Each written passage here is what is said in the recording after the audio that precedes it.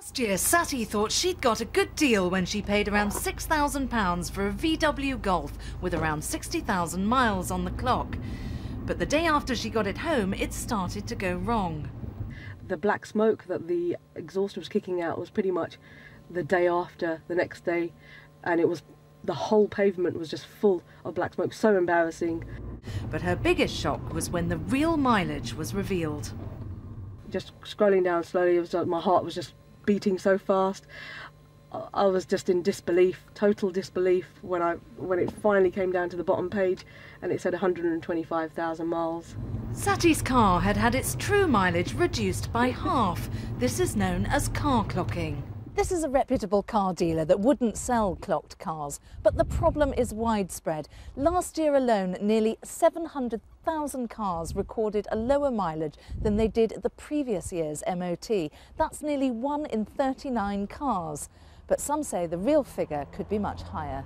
The government figures are just the tip of the iceberg. We simply don't know how many clocked cars are out there or being sold at any one time. One of the problems being a lot of these cars are clocked just as they come up to 3 years old and therefore don't actually show up on the MOT database.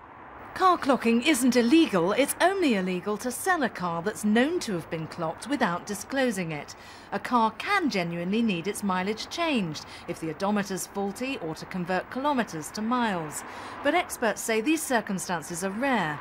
Yet a quick search on the internet showed dozens of companies offering mileage correction services. So we called 10 of them that we picked randomly, asking what we could do with a car with high mileage. This was a typical response. You just tell what the miles should be and I can plug it in and do it for you. Okay, I mean the clock isn't actually broken or anything. Will that change anything? No, I can just plug in the socket, that's fine. Okay, and am I all right to do that? Yeah, if it's your car, you do what you like with it. Only when you come to sell it comes a bit of a problem. 7 out of the 10 were willing to clock the car even when we said it wasn't faulty or that we might want to sell it. 5 of the 7 told us it was illegal to sell it without disclosing, but still offered us services. This MP has seen car clocking double in some of the areas in his constituency. They call themselves mileage correction firms. Effectively, they're car clocking firms as far as I'm concerned, but I want to see that activity made illegal so that they can no longer do it and legitimately tout for business on the internet. The government insists existing laws are adequate, but with technology making car clocking easier and less traceable, consumers are advised to check that MOT database before buying. Samantha Washington, BBC News.